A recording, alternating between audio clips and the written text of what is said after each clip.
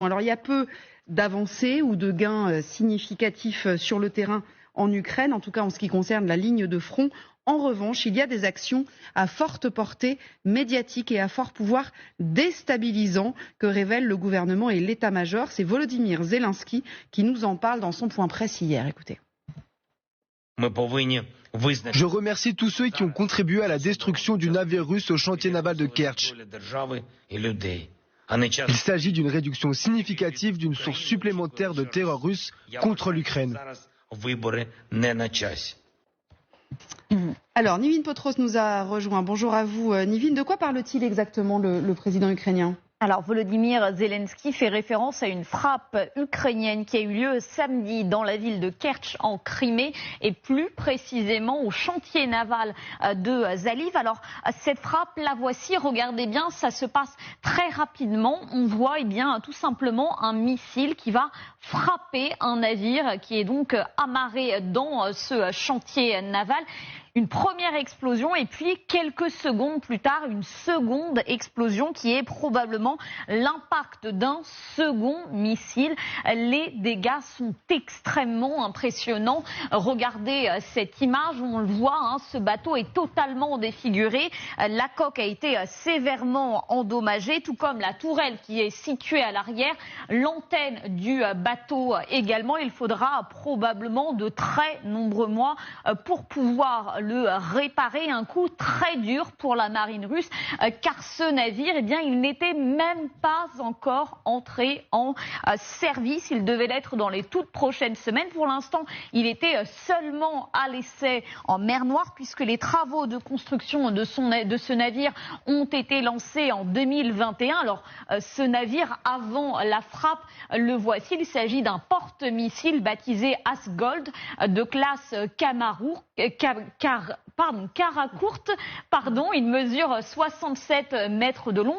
Il est capable de transporter 6 missiles calibre et selon le commandement de l'armée de l'air ukrainienne, il s'agit de l'un des navires les plus modernes de la marine russe. La marine russe qui pour l'instant n'a pas commenté cette frappe, contrairement au ministère russe de la Défense qui a admis effectivement que l'Ukraine a fait pleuvoir samedi 15 missiles de croisière sur le chantier naval de Kerch. Parmi ces missiles, 13 ont été détruits. Un navire a été endommagé. Vous noterez que le navire n'est pas nommé, tout comme les conséquences de cette frappe. Aucune précision non plus sur les missiles utilisés par l'armée ukrainienne. L'armée ukrainienne qui ce matin a tweeté ceci. Oops, we did it again, avec une image d'un missile Scalp français.